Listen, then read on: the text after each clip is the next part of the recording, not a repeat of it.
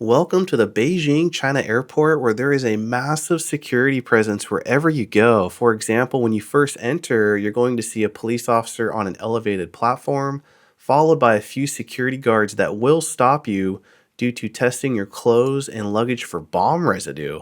Once it comes back negative, they will allow you to proceed further. But it was very interesting to see so many military, then police, then security guards throughout the entire airport. I'm now going to say a few words from inside the airport and how the video will proceed. Are you flying to the Beijing China airport and not sure how to navigate it? Or maybe confused on how to pass immigration and customs? Keep watching and I will help you pass immigration, how to find the subway, and how to buy the subway ticket. I had flown from Seoul, South Korea to Beijing, China, and if you do this route, try to sit on the right side of the plane because you're going to see these beautiful views of not only Seoul but also of China. And as we approach the airport, you will not actually see the city of Beijing, but you will see the airport though, as well as a very nice landing.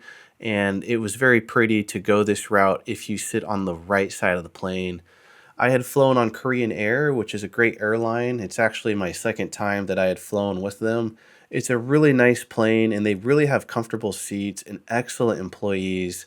After you exit, though, it does become a bit more tense. For example, as I was exiting the ramp, there was a lady that was just staring me down, pretty uncomfortable.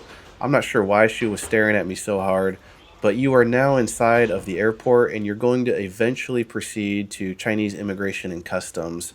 Please note, though, that there are certain countries where you don't have to actually apply for a formal visa. China has a new policy that allows numerous countries to visit for up to 10 days without actually having a formal visa to go throughout the city or wherever you want to go. Now, as we proceed further into the airport, we're going to approach a machine that is going to take your fingerprints. This is the first part of the immigration process. It's pretty quick. You just insert your passport into it, and then you're going to do your left hand and your right hand. And then after that, you're going to proceed further into immigration. And the second step is going to be an arrival card. Please note that the arrival card has to be very specific and accurate as it's going to be given to the police department. They need to know your exact location at all times, whether you're a victim in a crime or maybe even a suspect. But it is China policy to have your exact address as well as telephone number, as they do check it on scene when you're at the counter. Another thing that you have to have with you when going through customs is a copy of your departure ticket. They need to first see it, and it has to show the ticket number, the airline, departure date, and time. The person will check your ticket with that specific airline to confirm that it is legitimate and that you are supposed to leave on that date. The immigration officer that I was with may have been having a bad day. It was a bit cold. So just know that they are very strict as well, and they're very to the point. I tried to make small talk. For example, I asked, "Where did you learn English?" And the person just didn't respond. So just know going into this that China is a very strict country. You need to go exactly by the book. There really is no leniency. But once you pass, you're going to enter this little room and then go down an escalator to baggage claim. And the great thing about China, as well as South Korea, is the baggage claims are secure. They are not open to the general public, such as in the United States.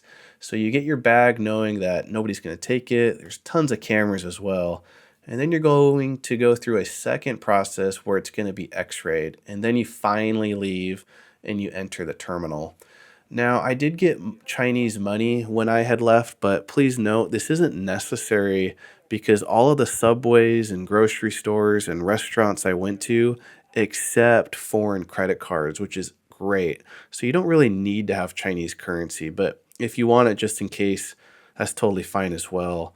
The subway train is beautiful. There's tons of signs that lead you to the subway, and it is super clean. The floors are even shiny, and to get the ticket was pretty straightforward, which I'm going to show you in a couple moments. And then the train itself was just really, really nice and clean, and I felt safe the entire time, not only here but throughout the entire city. to give you a step-by-step process on how to buy the ticket, just know that the airport subway is relatively small in terms of the route. It just goes in a circle, and you're going to be at Terminal 3, which is the top right corner. This is the modern terminal that was recently built.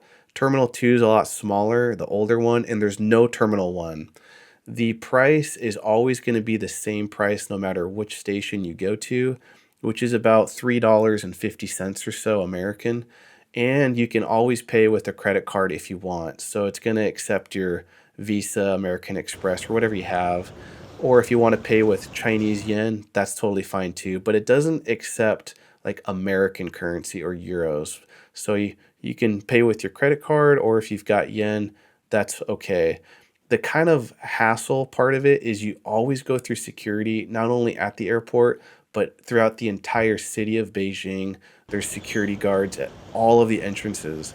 And so it can be a little of a time consuming process because if you have anything in your pockets, I always just took it out and then I was able to proceed. But if you have any liquids in your backpack, they're going to stop you and you have to pull it out of your backpack and they're going to test it and make sure that it's not something that it shouldn't be.